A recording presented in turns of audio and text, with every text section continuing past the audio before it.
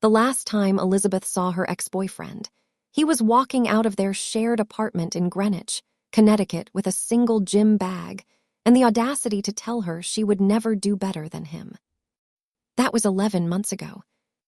Now she is standing in the middle of the Hermes flagship store on Madison Avenue in Manhattan, watching that same man's jaw drop so hard she is genuinely concerned about his dental work. But here is the thing that makes this moment absolutely perfect. She is not alone. Standing beside her is Kim June, a man whose net worth has its own Wikipedia page, a man whose face graces the covers of Forbes Asia every other quarter, and a man who is currently holding her orange Birkin bag like it is the most natural thing in the world. Not because she asked him to. Because he simply took it from her hands when she mentioned that her shoulder was getting tired from walking around the city all morning. And her ex, Brandon Whitmore, is watching this happen in real time. His new girlfriend is clutching his arm like she can sense the shift in the room, like she can feel the energy change the moment Brandon locked eyes with the woman he threw away. Brandon looks different than Elizabeth remembers. Maybe a little thinner. Maybe a little more stressed around the eyes. But it is definitely him, standing there in his pressed khakis and his boat shoes, looking at Elizabeth like he is seeing a ghost. Except this ghost is wearing a designer dress that fits her like it was made specifically for her measurements. Because it was. This ghost is standing next to a man who makes Brandon's old money family look like they are barely scraping by. And this ghost is not crying on the floor of an empty apartment anymore. Elizabeth almost laughs at the expression on Brandon's face. Almost. But she does not give him the satisfaction. Instead, she turns to Kim June and says something casual about wanting to look at the scarves in the corner. Kim June nods and follows her, still holding her bag, still completely unbothered by the scene they just created. He does not even glance at Brandon. Not once. And that, more than anything else, is what makes this moment so devastatingly perfect. But this story does not start in a luxury boutique on the Upper East Side of Manhattan. It starts 11 months earlier, in a much darker place. It starts with Elizabeth sobbing on the cold hardwood floor of an empty apartment, surrounded by everything Brandon decided was not worth taking with him. It starts with a woman who had given 6 years of her life to a man who never saw her as anything more than convenient. And it starts with a decision that would lead her straight into the orbit of one of the most powerful men in New York's underground Korean business empire. Elizabeth had no idea that losing everything would be the first step toward gaining more than she ever imagined possible. She had no idea that the worst night of her life would set off a chain of events that would bring Brandon Whitmore crawling back on his knees. And she definitely had no idea that the man who would change everything was about to walk into her life in the most unexpected way possible. But before we get to Kim June, we need to talk about the night Elizabeth hit rock bottom. Because that is where this story truly begins.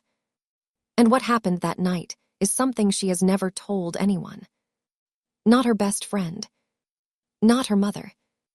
Not even the man currently holding her purse like it weighs nothing at all. The night Brandon left, Elizabeth discovered something about herself that she had been hiding for years. She discovered that she had completely lost track of who she was. And the journey to find herself again would take her places she never expected to go. Now let me ask you something before we continue. Have you ever had someone walk out on you, only to come back begging when they saw you winning without them? If that question just triggered a memory, I want you to drop a comment below and tell me about it. And if you have not subscribed to this channel yet, hit that subscribe button right now because this story is about to get so much crazier. Trust me, you do not want to miss what happens next. 11 months before that moment in the Hermes store, Elizabeth's life fell apart in the span of 45 minutes. She had spent 6 years building a life with Brandon Whitmore. 6 years of dinners with his parents, who never quite warmed up to her. 6 years of attending events where she was the only black woman in the room and pretending she did not notice the looks. 6 years of slowly shrinking herself to fit into the mold of who Brandon needed her to be. She met him during her junior year at Columbia University. Elizabeth was studying business administration and working 2 jobs to pay for textbooks that Brandon bought without even checking the price tags. He came from old money. His family had a summer home in the Hamptons and a winter home in Aspen, Colorado. They had a name that opened doors and a legacy that stretched back generations. Elizabeth came from something different. She came from a single mother in Baltimore, Maryland, who worked double shifts as a nurse so her daughter could have opportunities she never had. She came from a 2-bedroom apartment where money was always tight, but love was always abundant. She came from a world where nothing was handed to you and everything had to be earned. Brandon had made her feel seen in the beginning. He had pursued her relentlessly, showing up at her campus job with flowers, texting her paragraphs about how different she was from everyone else he knew. He made her feel like the gap between their worlds did not matter. He made her feel like love could bridge any divide. But somewhere along the way, things started to shift. Elizabeth did not notice it at first. The comments about her hair being too big for certain events. The suggestions that she toned down her personality around his colleagues. The way he stopped introducing her as his girlfriend and started just saying her name, like her role in his life was something to be downplayed. By year 4, Elizabeth had quit her job at a consulting firm because Brandon said it was taking too much of her time. He said she did not need to work anyway. He said he made enough for both of them. He said she should focus on supporting his career, on being available when he needed her, on making their home a place he actually wanted to come back to. Elizabeth told herself it was romantic. She told herself he just wanted to spend more time with her. She told herself that sacrificing her career was a small price to pay for the life they were building together. She was wrong. The night Brandon left, it was raining. Elizabeth remembers that detail clearly. She remembers the sound of water hitting the windows of their Greenwich apartment, the one his family owned, the one she had spent 2 years decorating to feel like home. Brandon came through the door around 8 in the evening. He was carrying his gym bag. Just the one bag.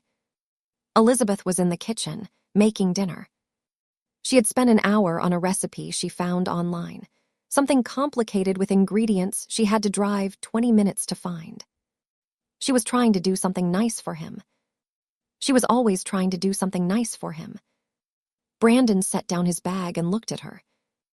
And Elizabeth knew immediately that something was wrong. His face had that expression she had come to recognize over the years. The one that said he had made a decision, and nothing she said would change it. The one that said the conversation they were about to have was not really a conversation at all. He did not yell. That was the thing that surprised her most. He did not raise his voice or throw things or make a scene. He just stood there in the kitchen doorway and told her, very calmly, that he was done. He said she was exhausting. He said she always wanted more than what was realistic. He said she needed to accept that she would never fit into his world. Not really, not in the ways that actually mattered. Elizabeth stood there holding a wooden spoon, pasta water boiling over on the stove behind her, and felt her entire reality crumble. She asked him what he meant. She asked him what she had done wrong. She asked him if they could talk about this, work through it, go to counseling like she had suggested 6 months ago. Brandon just shook his head. And then he said the thing that would keep Elizabeth awake for months afterward. He said no, when else would want her the way she was. He said he had done her a favor by staying as long as he did. He said she should be grateful for the years he gave her instead of making this harder than it needed to be. Elizabeth did not cry. Not yet. She was too shocked to cry. She just watched as Brandon picked up his gym bag, looked around the apartment one more time, and walked out the door. He did not take anything else, because everything valuable already belonged to him. The furniture was his. The car was his. The apartment was his. Elizabeth was just someone who had been living in his world, and now that he was done with her, she had nothing. The door closed behind him. The pasta water kept boiling, and Elizabeth finally let go of the spoon. She slid down the kitchen wall and sat on the cold tile floor. She sat there until the water boiled away completely. She sat there until the smoke alarm went off. She sat there until the sun came up the next morning, and she realized she had no idea what she was supposed to do next. That was the lowest point of Elizabeth's life. But it was also the night she made a promise to herself. Sitting on that kitchen floor, still wearing the apron she had put on to make Brandon's favorite meal, Elizabeth decided something. She decided she would never again shrink herself to fit into someone else's vision of who she should be. She decided she would rebuild from the ground up. She decided she would find out who she actually was underneath all the years of trying to be enough for a man who never appreciated her. And she decided that if Brandon Whitmore ever crossed her path again, he would not recognize the woman she had become. What Elizabeth did not know, sitting on that cold kitchen floor, was that her transformation would begin in exactly 72 hours. And it would start with a job interview at a company she had never heard of before that morning. The company was called Hannell Holdings, and the man who ran it was about to turn her entire world upside down. Elizabeth's best friend Destiny was the one who refused to let her fall apart. They had been friends since freshman orientation at Columbia, two Black women from working-class families trying to navigate a world that was not designed for them. Destiny had watched Elizabeth change over the 6 years with Brandon. She had watched her friend become quieter, smaller, less sure of herself. She had tried to say something once, about 2 years in, but Elizabeth had gotten defensive, and they did not talk for a month afterward. So Destiny had learned to keep her concerns to herself. But now that Brandon was gone, Destiny was done being quiet. 3 days after the breakup, at 2 a.m, Elizabeth's phone buzzed with a text. She was sitting on the floor of a motel room in Stamford, Connecticut, eating dry cereal from a box because she had not figured out how to feed herself properly yet. The text was from Destiny. It contained a link to a job listing. And it contained a message that read, "Get up, get dressed, get your life back. This job has your name on it." Elizabeth almost ignored it. She almost turned off her phone and went back to staring at the ceiling and wondering how she had wasted 6 years of her life. But something made her click the link. The job was for an executive operations coordinator at a company called Hannell Holdings. Elizabeth had never heard of them. She did some quick research and discovered they were a Korean conglomerate with offices in Manhattan, Los Angeles, and several cities across Asia. They dealt in real estate development, technology investments, and what the website vaguely described as international consulting. The role required someone who could manage complex schedules, navigate high-pressure situations, and maintain absolute discretion. The salary was almost double what Elizabeth had made at her old consulting job. The benefits package was extensive, and the location was Manhattan, which meant Elizabeth could move back to the city and start fresh somewhere Brandon would never think to look for her. She applied at 3 a.m, not really expecting to hear back. 2 days later, she got a call. 1 week after that, she was sitting in the waiting area of Hannell Holdings' corporate office in Midtown Manhattan, trying not to stare at the artwork on the walls. The office took up the entire 47th floor of a building that overlooked Central Park. Everything was sleek and modern, all clean lines and expensive materials. The receptionist offered Elizabeth sparkling water in a crystal glass. The chairs in the waiting area were more comfortable than any furniture Elizabeth had ever owned. And the silence was so complete that Elizabeth could hear her own heartbeat. She was nervous. More nervous than she had been for any interview in her life. Because this felt like more than just a job opportunity. This felt like a second chance. The HR coordinator who had called her said the interview would be with a senior director, and someone from the executive team. Elizabeth had prepared answers for every possible question. She had researched the company extensively. She had practiced her handshake and her eye contact and her confident smile. But when the receptionist finally led her into the conference room on the far side of the floor, Elizabeth was not prepared for what she found. There was only one person in the room. He was seated at the far end of a long glass table, reviewing something on a tablet. He looked up when Elizabeth entered, and for a moment, neither of them spoke. He was Korean, probably in his late 30s, with sharp features and an expression that gave away nothing. He was wearing a dark suit that fit him perfectly, and his posture suggested someone who was used to being in control of every room he entered. His eyes were what struck Elizabeth most. They were focused, intelligent, and currently fixed on her with an intensity that made her feel like she was being evaluated on levels she did not fully understand. The receptionist cleared her throat and introduced him. His name was Kim Jun. He was not a senior director or a member of the executive team. He was the CEO, and he had chosen to conduct this interview personally. Elizabeth's prepared confidence wavered for exactly half a second.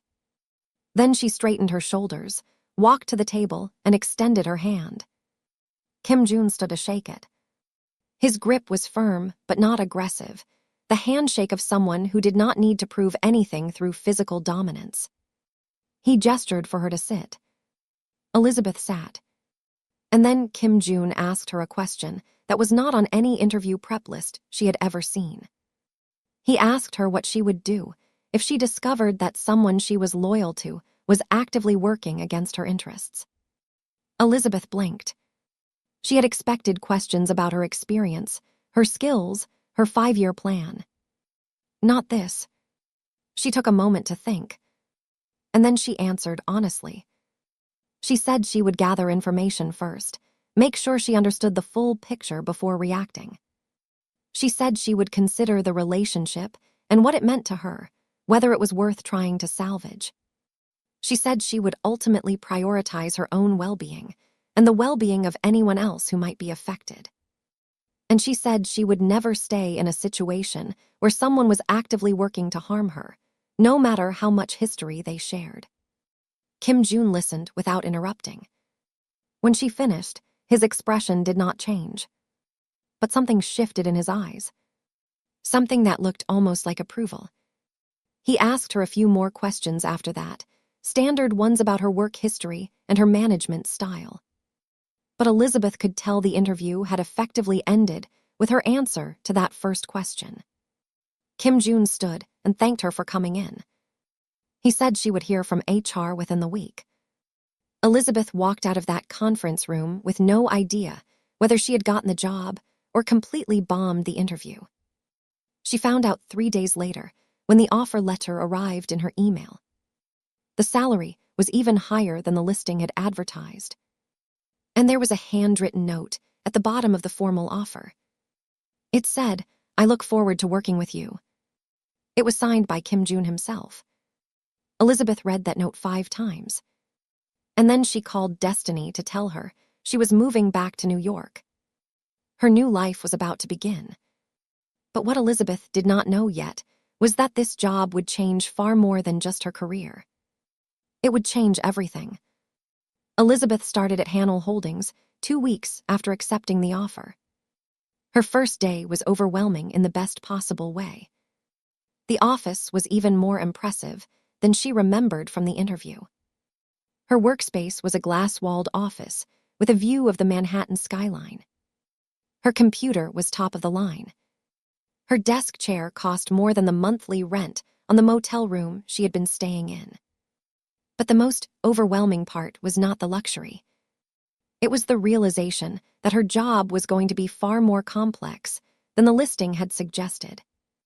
As executive operations coordinator, Elizabeth was responsible for managing the daily operations of Kim Jun's office.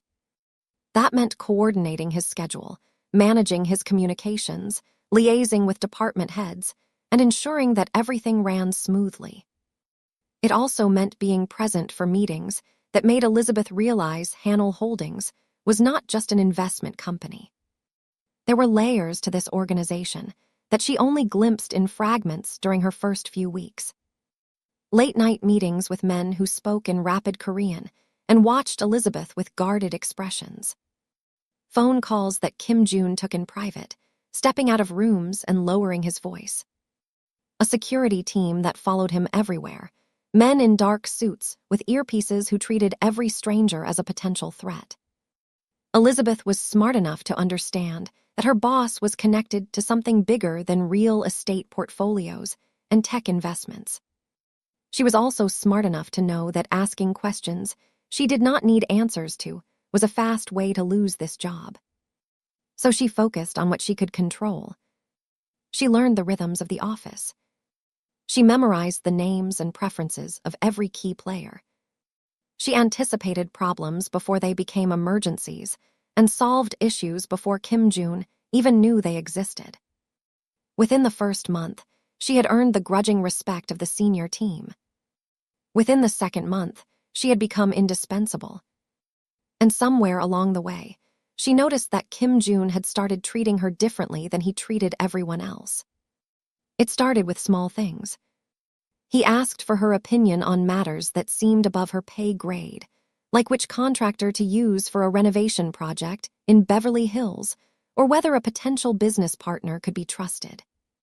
He remembered details she mentioned in passing, like her mother's favorite flowers and the name of the bakery in Baltimore that made her childhood birthday cakes. He looked at her in meetings like he was actually listening, not just waiting for his turn to speak.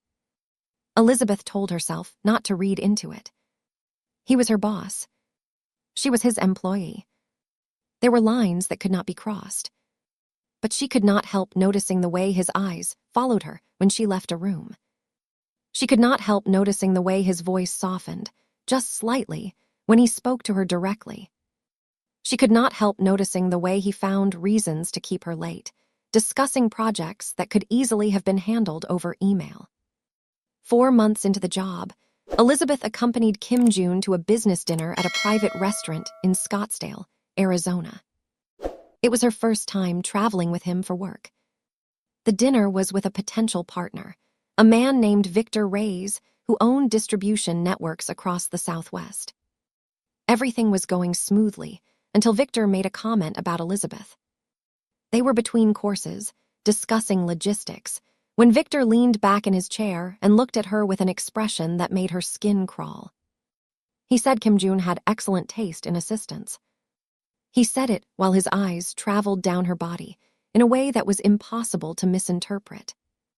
Elizabeth felt her face heat with a mixture of anger and embarrassment. She opened her mouth to respond, but before she could say anything, Kim Jun spoke.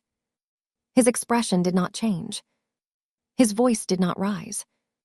But the temperature in the private dining room dropped by about 10 degrees.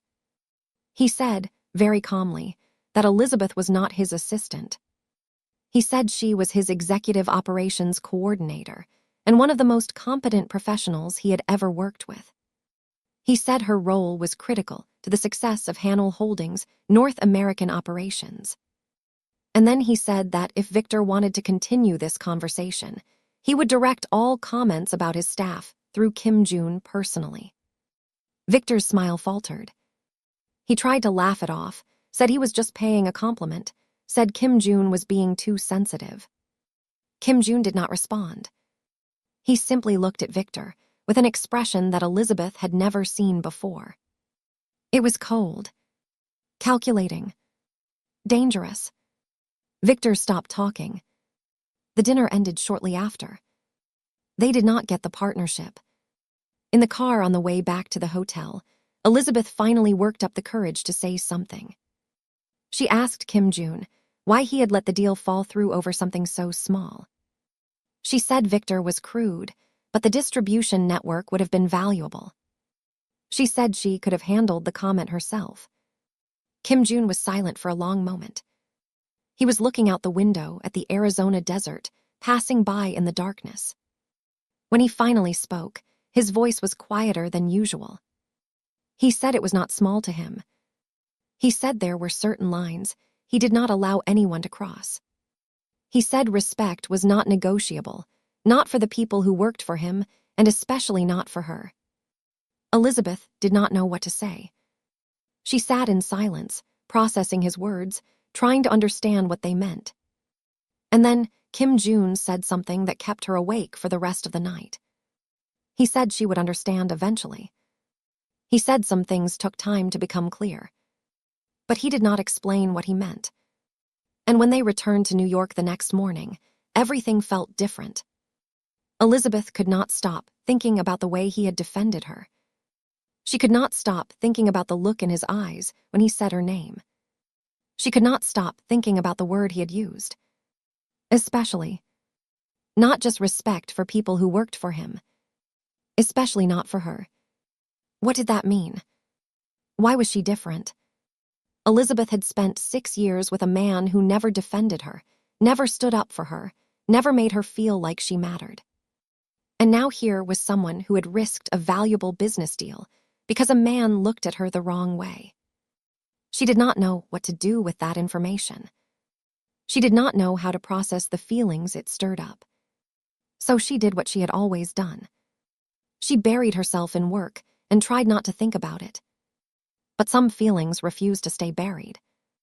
And Elizabeth was about to discover that Kim June was dealing with the exact same struggle. 7 months after starting at Hannell Holdings, Elizabeth ran into Brandon Whitmore for the first time since he walked out of their apartment. It happened on a Friday night in September. Elizabeth was at a wine bar in Tribeca with Destiny, celebrating her friend's promotion to senior manager at her accounting firm. The bar was upscale, but not pretentious, the kind of place where young professionals came to unwind after a long week. Elizabeth had chosen it specifically because it was far from Greenwich, far from the Upper East Side, far from anywhere Brandon was likely to be. But life has a way of ignoring our careful plans. Elizabeth was on her second glass of wine, laughing at something Destiny said about her new coworkers, when she felt a familiar prickle on the back of her neck. The sensation of being watched. She turned, and there he was. Brandon Whitmore, standing at the bar with a blonde woman on his arm, looking at Elizabeth like he had just seen something impossible. For a long moment, Elizabeth forgot how to breathe. Her chest tightened. Her hands started to shake. Every insecure thought she had worked so hard to bury over the past 7 months came rushing back to the surface. Every cruel word Brandon had ever spoken echoed in her head. "You are exhausting. You will never fit into my world. No one else would want you the way you are." Elizabeth almost made an excuse to leave. She almost grabbed her purse and fled through the back door and spent the rest of the night crying in her apartment. But then Destiny grabbed her hand under the table and squeezed. Hard. And Elizabeth remembered who she was now. She was not the woman crying on the floor of an empty apartment. She was not the woman who had lost herself trying to be enough for someone who never deserved her. She was someone who had rebuilt herself from scratch. Someone who had earned the respect of one of the most powerful men in New York. Someone who wore clothes that actually fit her instead of hiding her body.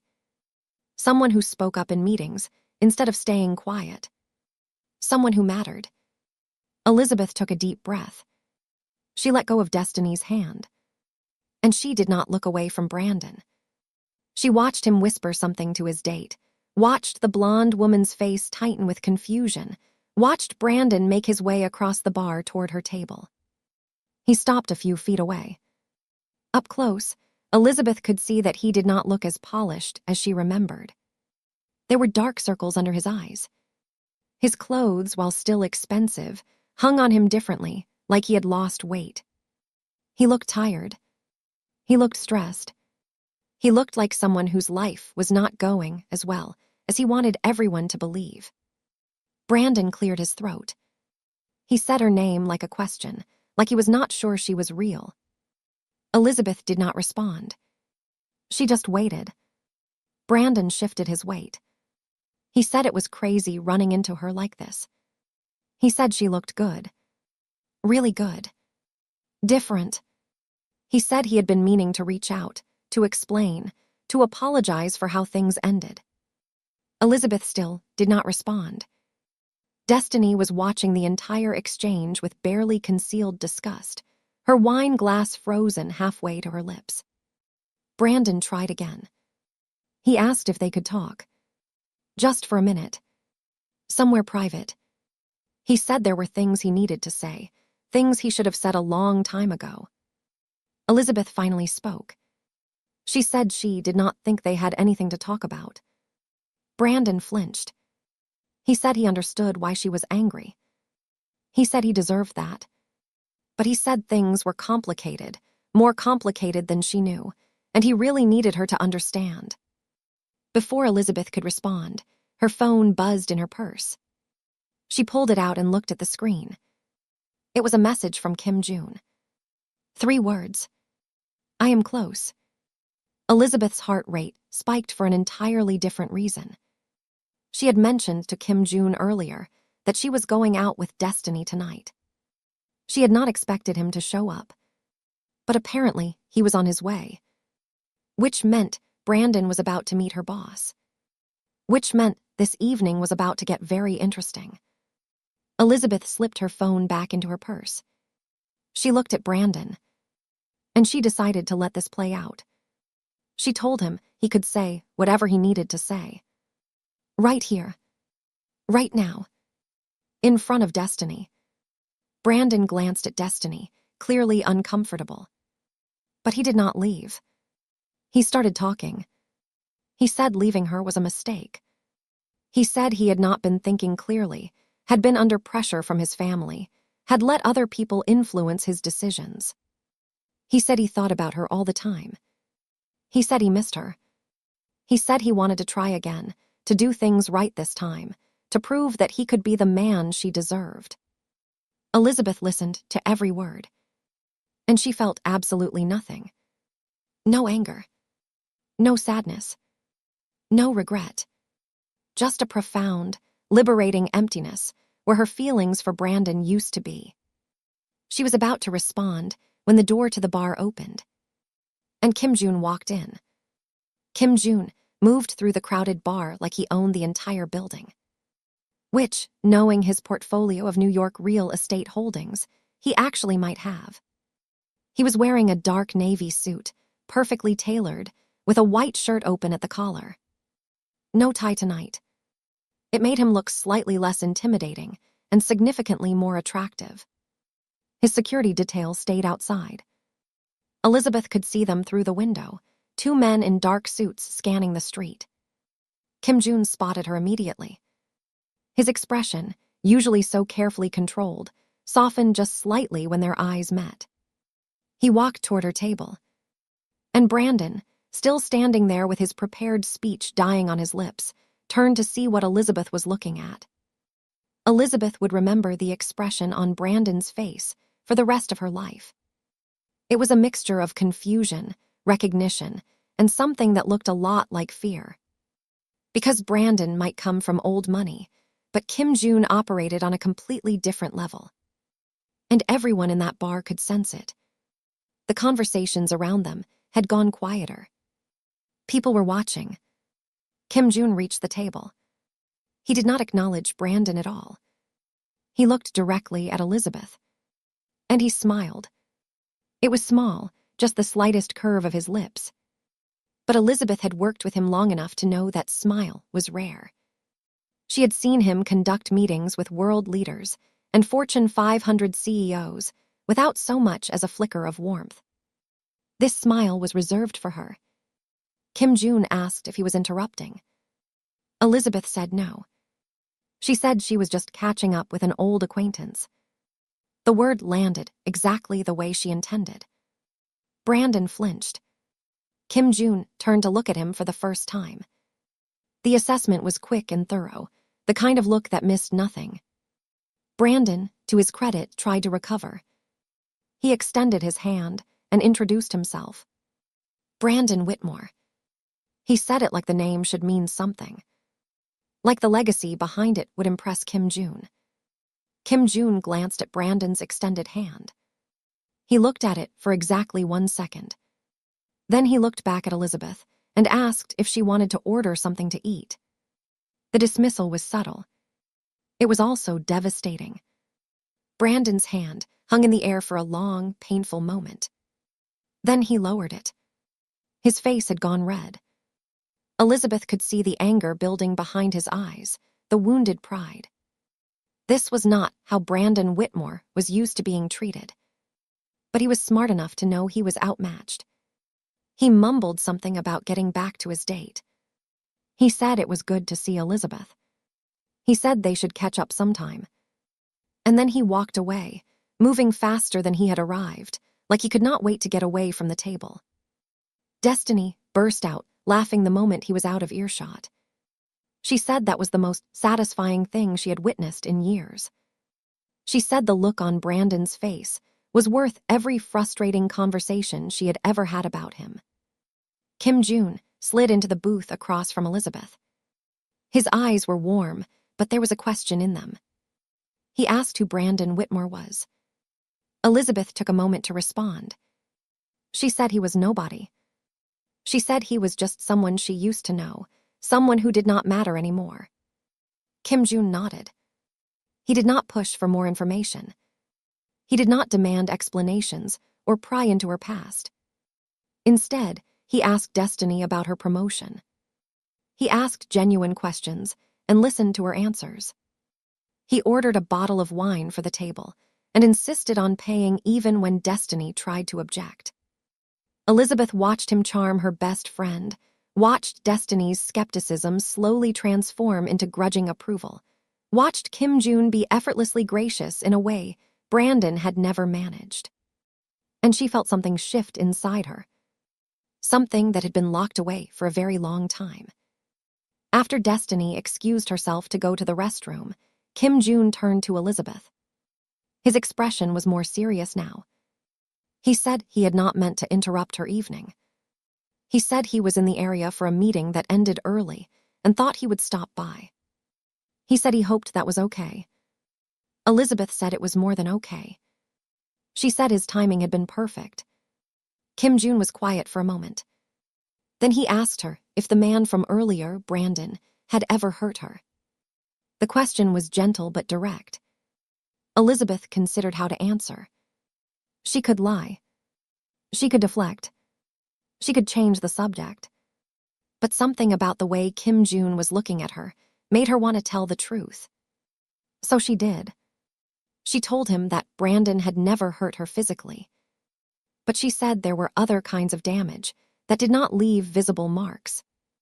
She said she had spent 6 years with someone who made her feel like she was not enough. She said she had lost herself trying to be what he wanted. And she said she was still figuring out how to be whole again. Kim June listened without interrupting. When she finished, his jaw was tight. There was something in his eyes that Elizabeth had not seen before. Something that looked like anger. But not at her. He said she deserved better than someone who made her feel small. He said she was extraordinary. He said anyone who could not see that was a fool. Elizabeth did not know what to say. No one had ever spoken to her like that. Certainly not Brandon. Certainly not any man she had ever known. Before she could respond, Destiny returned to the table. The moment shifted. The conversation turned lighter. But Elizabeth could not stop thinking about what Kim June had said. She could not stop thinking about the way he looked at her when he said it. And she could not stop wondering what it meant. 2 weeks after the encounter at the wine bar, Elizabeth discovered something that changed everything. It happened late on a Thursday night. Kim June was in Tokyo for a series of meetings, and Elizabeth was handling New York operations in his absence. It was a responsibility she took seriously. The office was quiet at 11 in the evening, most of the staff long gone. Elizabeth was reviewing security briefings that had been forwarded to her by accident. She was about to close the file and send it back to the correct department when a name caught her eye. Brandon Whitmore. Elizabeth's blood went cold. She scrolled through the document, her heart pounding. According to the report, Someone had been feeding proprietary information about Hanel Holdings' real estate acquisitions in San Francisco to a competitor. The intelligence leak had caused the company to lose several key properties to a rival bidder. The losses were in the tens of millions of dollars. And the trail led back to a consulting firm where Brandon was a partner. Elizabeth read the report 3 times. Her hands were shaking by the end. This was not a coincidence. Brandon was not just her ex-boyfriend who had dumped her for not being good enough. He was actively trying to undermine the company she worked for. The company run by the man she was falling for. Elizabeth sat at her desk in the empty office, staring at the screen, trying to process what she had just learned. She did not know if Brandon had any idea she worked for Hanel Holdings. She did not know if this was personal or just business. She did not know how deep his involvement went or whether he was the mastermind or just a pawn. But she knew one thing with absolute certainty. She had to tell Kim Jun. When he returned from Tokyo 2 days later, Elizabeth requested a private meeting. They sat in his office, the Manhattan skyline glittering behind him through the windows. Elizabeth handed him the report. He read it without expression. When he finished, he looked at her. And then Elizabeth told him everything. The 6 years with Brandon. The way he left. The things he said that night. The woman she used to be before she walked into this job. Kim Jun listened without interrupting. His face gave away nothing. When Elizabeth finished, the silence in the office stretched for what felt like an eternity. Finally, he spoke. His voice was calm. He said he already knew about Brandon. He said his security team had flagged the connection months ago. Elizabeth's heart dropped into her stomach. She asked why he had hired her anyway. She asked if this had all been some kind of test. Kim Jun's expression softened. He said he hired her because she was the most qualified candidate for the position. He said the connection to Brandon was a variable he noted, but did not consider disqualifying. He said he had more than enough evidence to know she was not involved in her ex-boyfriend's activities. And then he said something that made her breath catch in her throat. He said he had been waiting for her to trust him enough to tell him herself. And now she had. Elizabeth felt tears prick at the corners of her eyes. She blinked them back. She asked what happened next. Kim Jun leaned back in his chair. He said his legal team would handle Brandon's involvement through proper channels. He said there would be consequences, but they would be handled cleanly and legally. He said Elizabeth did not need to worry about any of it. And then he asked her a question that surprised her. He asked if she was okay. Not about the company. Not about the business implications. About her. Elizabeth considered lying. She considered saying she was fine, that none of this affected her, that Brandon was in her past and had no power over her anymore. But she was tired of pretending. So she told him the truth. She said it was complicated.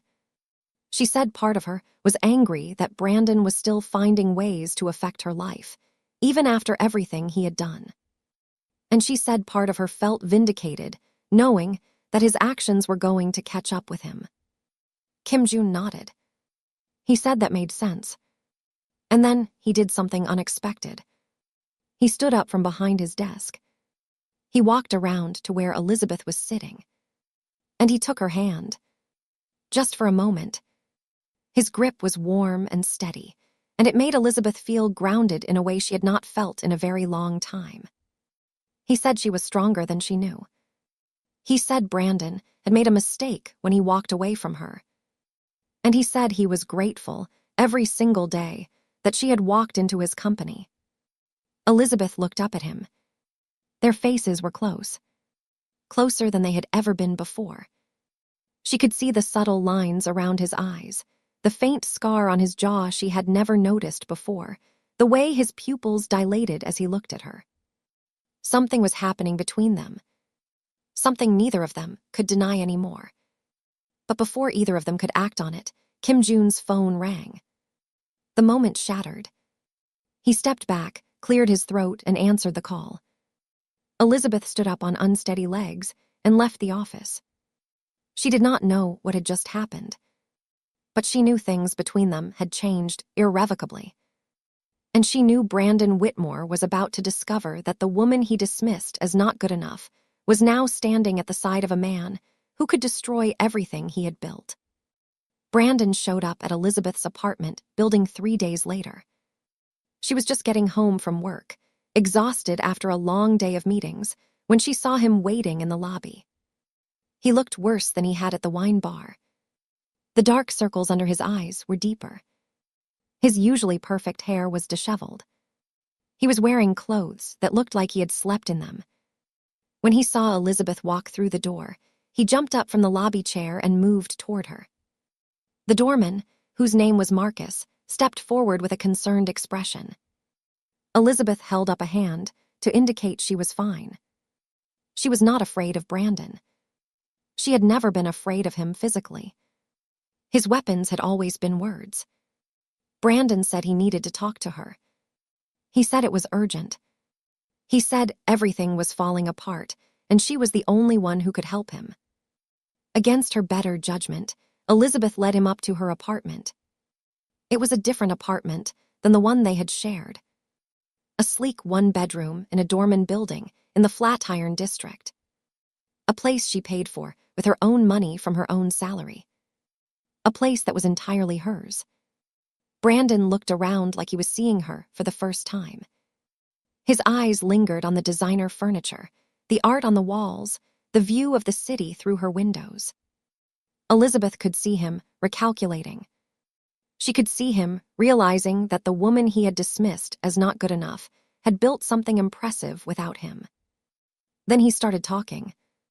He said he had made a mistake leaving her. He said it was the worst decision of his life. He said he had been watching her career from a distance, and he was impressed, really impressed, by what she had accomplished. Elizabeth listened without responding. She let him talk. She wanted to hear what he really came to say. Brandon moved on to the second phase of his speech. He said they had been good together. He said they could be good together again. He said whatever had happened in the past could stay in the past, and they could start fresh, build something new. Elizabeth almost laughed. She said that was interesting. She asked what, specifically, had prompted this change of heart. Brandon hesitated. And then he finally got to the point. He asked about Hanel Holdings. He asked about their real estate strategy in Silicon Valley. He asked about upcoming acquisitions and development timelines and partnership negotiations. The questions sounded casual, conversational, but Elizabeth recognized exactly what they were. This entire visit was about information gathering. Brandon was not here because he missed her. He was here because she was useful now. Elizabeth felt something inside her go cold. 6 years of her life. 6 years of love and effort and sacrifice. And this was what it all came down to. Brandon, desperate and scrambling, trying to use her one more time. She stood up from the couch. She told him to leave. Brandon's expression shifted. The charm disappeared. The desperation emerged. He said she did not understand. He said people were going to get hurt if she did not help him. He said the people she worked for were not who she thought they were. He said she was in over her head, and she needed to listen to him for once. Elizabeth walked to her front door and opened it. She pointed to the hallway. Brandon did not move. His face had gone red with frustration. He said this was not over. He said she was going to regret this. He said he had connections, too, people who could make her life very difficult if she did not cooperate. Elizabeth looked at him, and for the first time since he arrived, she smiled. She told him his connections were about to become significantly less helpful. She told him she knew exactly what he had been doing. And she told him if he contacted her again, she would make sure every regulatory agency in the country knew about it too. Brandon's face went pale. He opened his mouth to respond. But Elizabeth was done listening. She said he had 30 seconds to get out of her apartment before she called security. Brandon left. He did not look back. The door closed behind him, and Elizabeth stood in her hallway, shaking with adrenaline, feeling more powerful than she had in years. What she did not know was that Kim Jun's security team had been monitoring her building since the report surfaced. They had seen Brandon arrive. They had alerted Kim Jun, and he was already on his way. Kim Jun arrived at Elizabeth's apartment 40 minutes after Brandon left. He did not call first. He did not text. He simply showed up at her door. When Elizabeth opened it and saw him standing there, still in his work clothes with his tie loosened, she realized she was still shaking. Kim Jun saw it too. Without a word, he stepped inside. He closed the door behind him, and then he asked what happened. Elizabeth told him everything. Every word Brandon said. Every question he asked. Every veiled threat hidden beneath his polished veneer. Kim Jun listened without interrupting. His expression grew harder as she spoke. By the time she finished, his jaw was tight with barely contained anger. But his voice remained calm. He asked if Brandon had threatened her. Elizabeth said he implied there would be consequences if she did not cooperate. Kim Jun nodded once. He pulled out his phone and sent a brief message to someone on his team. Then he put the phone away and looked at her. He said Brandon would not bother her again. He said he would make sure of it. He said she did not need to worry about anything. Elizabeth believed him. But that was not what was weighing on her mind. She asked Kim Jun a question she had been thinking about for weeks. She asked why he cared so much about what happened to her. Kim Jun was quiet for a long moment. He walked to her window and looked out at the city lights. When he finally spoke, his voice was different than she had ever heard it. Softer, more vulnerable. He said he had been careful with her. He said he had tried to maintain professional boundaries because he did not want to complicate her life. He said he knew his world was not simple. He said getting close to him came with risks, exposure, danger, a constant lack of privacy. But then he turned from the window. He looked at her directly, and he said he was tired of being careful. Elizabeth's heart was pounding so hard, she was certain he could hear it. Kim Jun took a step closer to her. He asked her if she felt what he felt. He asked her if she had been thinking about this as much as he had. He asked her if she was afraid. Elizabeth answered each question in order. Yes, yes, and no. She said she was not afraid. She said she had spent too much of her life being afraid. She said Brandon had made her small, had made her doubt herself, had made her believe she was not worthy of being loved. But she said working for Kim Jun had changed that. She said he had shown her what it looked like to be respected. She said he had reminded her what she was worth. And she said she was done pretending she did not have feelings for him. Kim Jun crossed the remaining distance between them. He stood close enough that Elizabeth could feel the warmth radiating from his body. He lifted one hand and brushed a strand of hair away from her face. His touch was gentle, almost reverent. He asked if he could kiss her. Elizabeth did not hesitate. She said yes. And then Kim Jun did something he had clearly been holding back for months. He kissed her. It was not desperate or aggressive. It was steady and certain, like everything he did. His lips moved against hers with confidence, claiming her attention completely. Elizabeth's hands found the lapels of his suit jacket. She pulled him closer. And for a long, perfect moment, nothing else existed. Not Brandon. Not the complications of their professional relationship. Not the dangers of Kim Jun's world. Just the two of them, finally admitting what they had been fighting for so long. When they finally pulled apart, Kim Jun rested his forehead against hers. His breathing was slightly uneven. So was hers. He said he wanted to be with her. He said he would do whatever it took to make her feel safe and valued and loved. He said she deserved everything Brandon never gave her and more. Elizabeth felt tears slip down her cheeks. Happy tears. For the first time in as long as she could remember, she felt like she was exactly where she was supposed to be. But what neither of them knew was that Brandon Whitmore had just made a phone call. A desperate, last-ditch effort to save himself. He had reached out to his partners at the consulting firm. He had told them about Elizabeth. He had told them about her access to Hanel Holdings. And he had proposed a plan that would put both her and Kim June directly in his crosshairs. The next 48 hours were about to change everything. Brandon's plan unraveled faster than he anticipated. What he did not know was that Kim June had been building a case against the consulting firm for months. Long before Elizabeth ever walked into his conference room for an interview, Kim June's security team had identified the source of the intelligence leaks. They had traced the information flow through multiple intermediaries. They had documented every transaction, every communication, every meeting. The report Elizabeth found was not an accident. It was left where she could find it intentionally.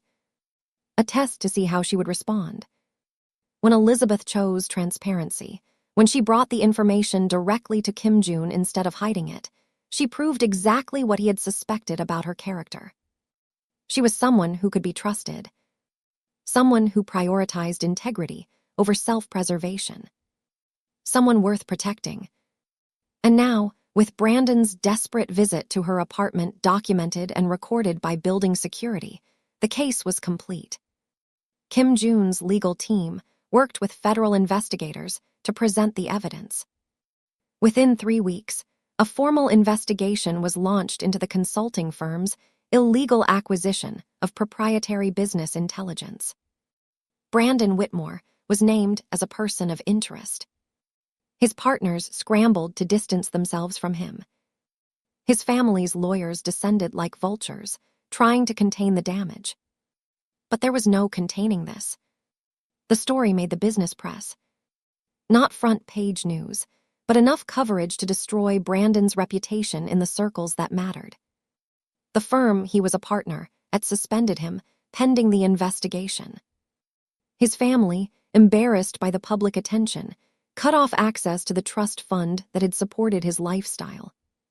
His girlfriend, the blonde from the wine bar, left him within a week. Brandon Whitmore, the man who had told Elizabeth she would never do better than him, was now facing the prospect of criminal charges and professional ruin. And Elizabeth watched it happen from the penthouse office of Hanel Holdings. But that was not the moment that mattered most to her. The moment that mattered most happened on a quiet Sunday morning, 4 months after Kim June first kissed her in her apartment. They had spent the weekend in Newport Beach, California, at a boutique hotel overlooking the Pacific Ocean. Kim June had business in Los Angeles, but he extended the trip by 2 days just so they could have time together away from the demands of New York. They were walking along the waterfront, the California sun warm on their skin, when Kim June stopped. Elizabeth turned to face him. He reached into his pocket and pulled out a small velvet box. Elizabeth's heart stopped. Kim June saw her expression and smiled. He said he was not proposing. Not yet. He said he wanted to do this properly, with her mother's blessing and a ring she had a say in choosing, and a moment they would both remember forever. But he said he could not wait any longer to give her something. He opened the box. Inside was a ring. Simple but stunning. A single diamond, set in platinum, catching the California sunlight. Kim June said the ring was a promise. He said it represented his commitment to building something real with her. He said she had walked into his life during one of the most complicated periods of his business operations. He said instead of running when she saw the complexity, she stood firm. He said she had challenged him to be better, to think differently, to consider perspectives he might have otherwise ignored. He said he had never met anyone who matched his pace, who stood beside him as an equal, who made him want to be a better man. And then he said the words Elizabeth had been waiting to hear. He said he loved her. Elizabeth could not stop the tears from falling. She did not even try. She said she loved him too. She said she never thought she would find someone who saw her completely, all of her strengths and all of her flaws, and chose to stay anyway. She said Brandon had made her believe she was not enough. She said Kim June had shown her she had always been more than enough. She said yes. To the promise. To the commitment. To whatever came next. Kim June slid the ring onto her finger. It fit perfectly. He pulled her into his arms and held her while the waves crashed against the shore behind them. And for the first time in as long as she could remember, Elizabeth felt like she was exactly where she was supposed to be. 4 months after the morning on the Newport Beach waterfront, Elizabeth walked into the Hermes flagship store on Madison Avenue. It was a Saturday afternoon in early spring. The weather was beautiful, the kind of day that made Manhattan feel like the center of the universe. Elizabeth was wearing a cream-colored dress that hugged her curves perfectly. Her hair was styled in its natural texture, full and beautiful and entirely her own. The promise ring on her finger caught the light as she moved through the store. Kim June was with her. He had insisted on coming, even though luxury shopping was not typically his favorite activity. He said he wanted to be there when she picked out the bag she had been talking about for weeks. Elizabeth suspected he also just wanted to spend a Saturday with her doing something normal. Their relationship had become public knowledge in certain circles. Business publications had noted the change in the Hannell Holdings CEO's personal life. There had been questions, speculation, the occasional intrusive headline. But Kim June handled it all with his characteristic calm. And Elizabeth had learned to ignore the noise. They were looking at a display of scarves when Kim June noticed Elizabeth's shoulder shift. She was carrying her Birkin, the first one she had ever owned, a gift from him that she treasured not for its value, but for what it represented. Without saying a word, Kim June took the bag from her hands. Elizabeth looked at him. He said her shoulder was tired. He said he would carry it. She smiled. And that was when she felt someone's eyes on her. She turned. And there he was. Brandon Whitmore. Standing by the accessories counter with a woman she did not recognize on his arm. He looked worse than the last time she had seen him. Much worse. His clothes, while still expensive, hung on him like they belonged to someone else. His face was gaunt. His eyes had the hollow look of someone who had lost everything and did not know how to process it. The investigation was still ongoing. The last Elizabeth heard, Brandon was negotiating a plea deal to avoid jail time.